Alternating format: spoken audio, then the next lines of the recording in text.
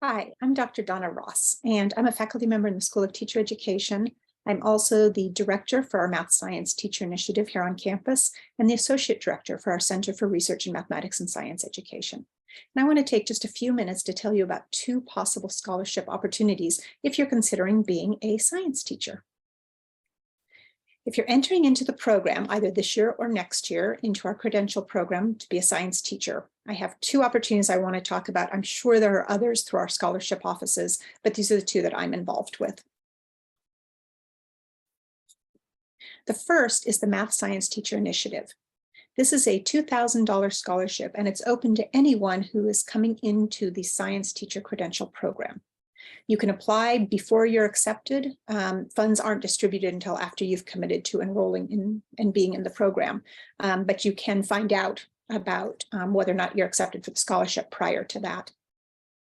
And I encourage you to apply, and the materials are here. It's a very brief application as long as you let us use your credential application to fill in the gaps. So your credential application includes letters of recommendation, transcript, things like that. So we will look at those so you don't have to send them to us separately.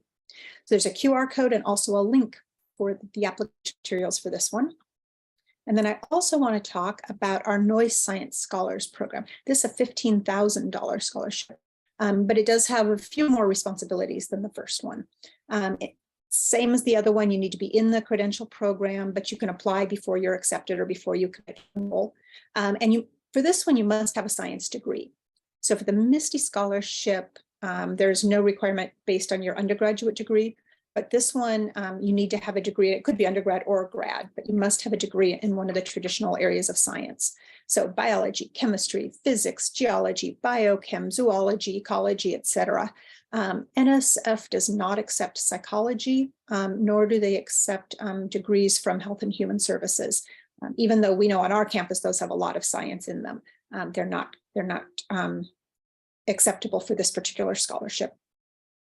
This one also comes not just with the funding, but also with workshops and some classes and additional support during the program. It comes with some support and follow-up after you graduate and start teaching. There are opportunities to go to conferences, and then there are some responsibilities also for completing some surveys and some interviews and things like that for data collection for the National Science Foundation.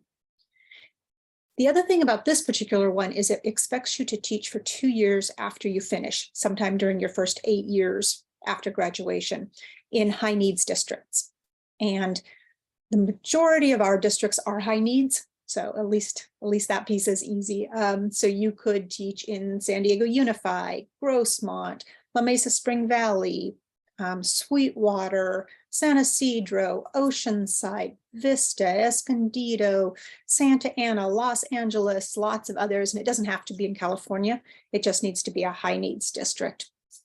And so if you complete those 2 years, then you've essentially paid back the NSF, the funding. And if for some reason you opt not to teach, this just reverts and becomes a loan. And so then you would pay it back if you decided not to teach after finishing the program.